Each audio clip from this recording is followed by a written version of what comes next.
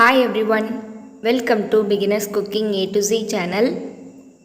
இன்னைக்கு நம்ம சேனலில் தீபாவளி ஸ்பெஷல் மிக்சர் எப்படி செய்கிறதுன்னு பார்க்க போகிறோம். இப்போ வாங்க வீடியோக்குள்ளே போகலாம். ஃபஸ்ட்டு ஓமப்பொடி ரெடி பண்ணிக்கலாம். ஒரு மிக்சிங் பவுலில் 1 கப் அளவு கடலை மாவு ஆட் பண்ணிக்கிறேன். 1/4 கப் அளவு அரிசி மாவு ஆட் பண்ணிக்கலாம். 1/4 டீஸ்பூன் அளவு பெருங்காயத்தூள், தேவையான அளவு உப்பு, ஒரு சிட்டிகை ஓமத்தை 10 மினிட்ஸ் தண்ணியில் ஊற வச்சு அதை ஃபில்டர் பண்ணி ஆட் பண்ணிக்கிறேன். 1 டேபிள் ஸ்பூன் அளவு நல்லா சூடு பண்ண ஆயில் ஆட் பண்ணிவிட்டு இது நல்லா கலந்துக்கலாம். இது கூட கொஞ்சம் கொஞ்சமாக வாட்டர் ஆட் பண்ணி சாஃப்டான சப்பாத்தி மாவு பதத்துக்கு பிசைஞ்சு எடுத்துக்கோங்க. நம்மளுடைய பேட்டர் ரெடி ஆயிருச்சு. கிச்சன் ப்ரெஸ்ஸில் லைட்டாக ஆயில் வச்சு க்ரீஸ் பண்ணிக்கலாம். இந்த மாதிரி நல்லா க்ரீஸ் பண்ணதுக்கப்புறம் நான் இந்த அச்சு யூஸ் பண்ணி ஓமப்பொடி செய்ய போகிறேன். இதில் நம்ம ரெடி பண்ணி வச்சுருந்த பேட்டரை உள்ளே சேர்த்துக்கலாம்.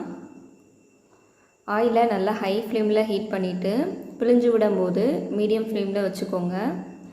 இப்போ இதை க்ளோஸ் பண்ணிவிட்டு நம்ம ஆயிலில் பிழிஞ்சு விட்டுறலாம். இந்த மாதிரி கையெடுக்காமல் பிழிஞ்சு விடுங்க. ஆயில் நல்லா ஹீட்டாக இருக்கணும். நம்ம போட்டோன்னே மேலே எலும்பி வரணும், அந்தளவுக்கு ஹீட் இருக்கணும். இது ஃப்ரை ஆகிறதுக்கு ஒரு 3 மினிட்ஸ் தான் ஆகும். நல்லா கிறிஸ்பியாக வந்ததுக்கப்புறம் வெளியில் எடுத்துருங்க. நெக்ஸ்ட்டு பூந்தி ரெடி பண்ணிக்கலாம். 1 கப்பு கடலை மாவு எடுத்துக்கிட்டேன். 2 டேபிள் ஸ்பூன் அளவு அரிசி மாவு, 1/4 டீஸ்பூன் அளவு பேக்கிங் சோடா, 1/4 டீஸ்பூன் பெருங்காயத்தூள், தேவையான அளவு உப்பு ஆட் பண்ணிக்கிட்டேன். 1/2 டீஸ்பூன் அளவு மஞ்சள் தூள், 1 டீஸ்பூன் மிளகாய்த்தூள் ஆட் பண்ணிக்கிறேன். நல்லா சூடான எண்ணெய் 1 டேபிள் ஸ்பூன் ஆட் பண்ணிவிட்டு நல்லா கலந்துக்கலாம். பூந்திக்கு பேட்டர் நல்லா தண்ணியாக தான் இருக்கணும். ஸோ வாட்டர் ஆட் பண்ணிவிட்டு கட்டிகள் எதுவும் இல்லாத மாதிரி இந்த மாதிரி தோசை மாவு பதத்துக்கு கலந்து எடுத்துக்கோங்க. ஆயிலை நல்லா ஹீட் பண்ணிவிட்டு பூந்தி கரண்டி யூஸ் பண்ணியும் செய்யலாம். இந்த மாதிரி ஜல்லி கரண்டி இருந்தாலும் அதுலேயும் செஞ்சுக்கலாம். மாவை கொஞ்சம் கொஞ்சமாக கரண்டியில் ஆட் பண்ணதுக்கப்புறம் ஷேக் பண்ணிகிட்டே இருங்க. ஒரே இடத்துல வச்சுருந்திங்கன்னா பெரிய பெரிய பூந்தியாக நமக்கு கிடைக்கும். ஸோ அதனால் ஷேக் பண்ணிகிட்டே இருக்கணும். இந்த மாதிரி நல்லா முத்தாக வந்ததுக்கப்புறம் வெளியில் எடுத்துடலாம். நெக்ஸ்ட்டு வேர்க்கடலையை கொஞ்சமாக ஃப்ரை பண்ணிக்கலாம். நான் இன்றைக்கி 1/2 கப் எடுத்திருக்கேன். உங்களுக்கு கொஞ்சம் போதும்னா நீங்கள் 1/4 கப் கூட எடுத்துக்கலாம். இந்த மாதிரி பொன்னிறமாக பொரிச்சதுக்கப்புறம் கொஞ்சமாக முந்திரியையும் ஃப்ரை பண்ணிக்கலாம். நீங்கள் நெய்யில் கூட ரோஸ்ட் பண்ணி எடுத்துக்கலாம்.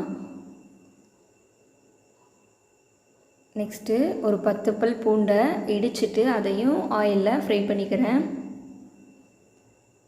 ஃபைனலாக கருவேப்பிலை ஒரு கொத்து, அதையும் ஃப்ரை பண்ணிக்கலாம். இப்போ இதை வெளியில் எடுத்துடலாம். ஃபஸ்ட்டு ரெடி பண்ண ஓமப்பொடியை கை வச்சு லைட்டாக ப்ரெஸ் பண்ணிக்கோங்க. அது இந்த மாதிரி சின்ன சின்ன பீசஸாக மிக்சராக ரெடி ஆயிரும். இதை வேறொரு பெரிய பவுலுக்கு ட்ரான்ஸ்ஃபர் பண்ணிக்கலாம்.